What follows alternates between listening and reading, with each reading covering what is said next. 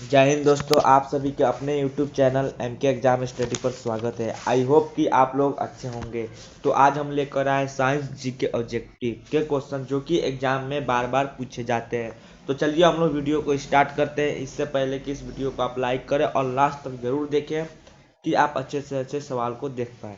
चलिए, हमारा फर्स्ट प्रश्न है, गाय की जो नस्ल अधिक दूध देती है वो कौन सी नस्ल है? कौन सी नस्ल की जो गाय होती है वो बहुत ज़्यादा दूध देती है?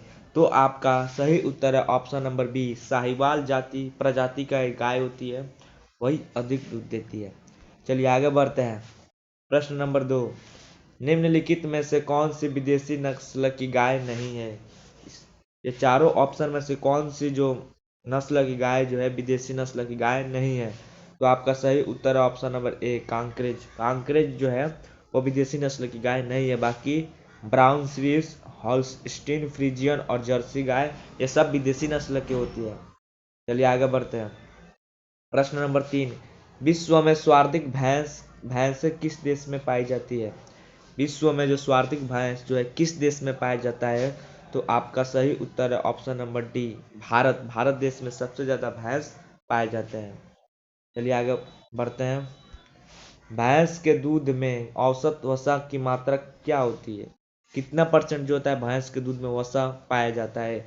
तो आपका सही उत्तर है ऑप्शन नंबर ए, 7.2% वसा पाया जाता है, 7.2%।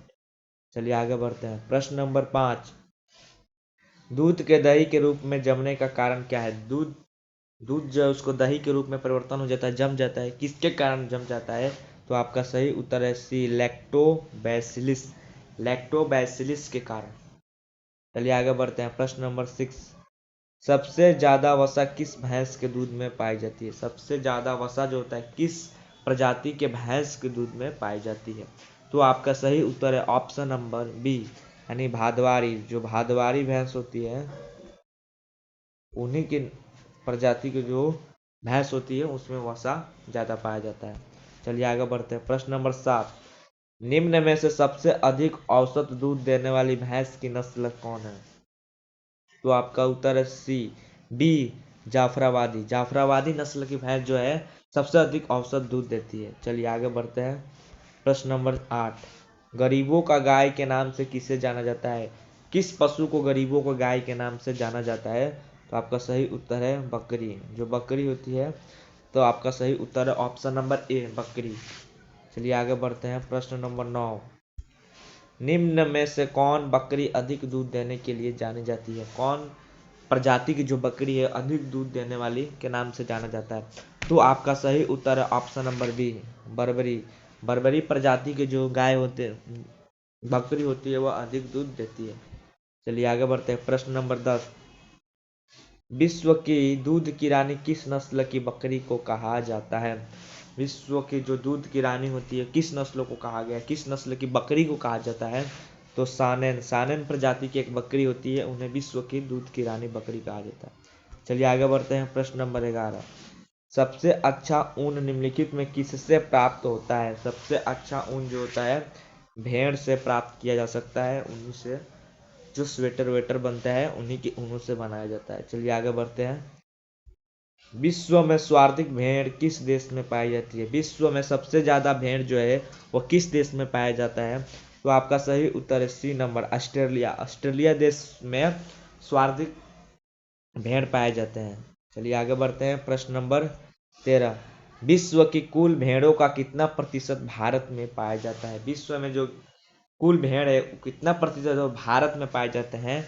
तो आपका सही उत्तर है ऑप्शन नंबर डी, 5% ही भेड़ भारत में पाए जाते हैं। चलिए आगे बढ़ते हैं। प्रश्न नंबर 14, भारत में सर्वाधिक भेड़ किस राज्य में पाए जाते हैं? और भारत में सबसे ज्यादा भेड़ किस राज्य में पाए जाते हैं? तो आपका सही उत्तर है बी, राजस्थान। किसमें पाए जाते हैं? राजस्थान। राजस्थान यानी बी नंबर सही उत्तर है, राजस्थान में पाए जाते हैं। चलिए आगे बढ़ते हैं। प्रश्न नंबर 15, जीवन की मूलभूत इकाई क्या है? यूनिट क्या है? तो जीवन की मूलभूत इकाई कोशिका को माना जाता है, यानी सेल। सेल यानी होता है कोशिका। तो आपका सही उत्तर है ऑप्शन नंबर ए, जीवन की मूलभूत इकाई कोशिका है। चलिए आगे बढ़ते हैं। प्रश्न नंबर 16, अंडा उत्पादन में विश्व में अग्रणी स्थान किसका है?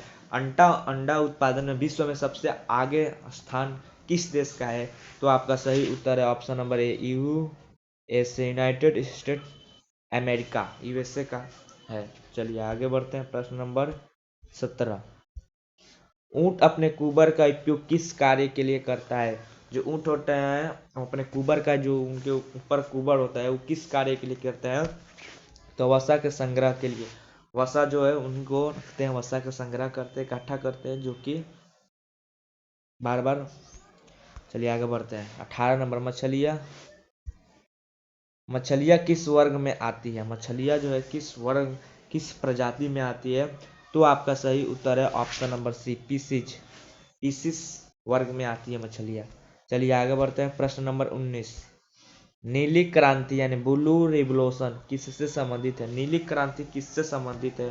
तो आपका सही उत्तर है ऑप्शन नंबर सी, मत्स्य उत्पादन से नीली क्रांति का संबंध है।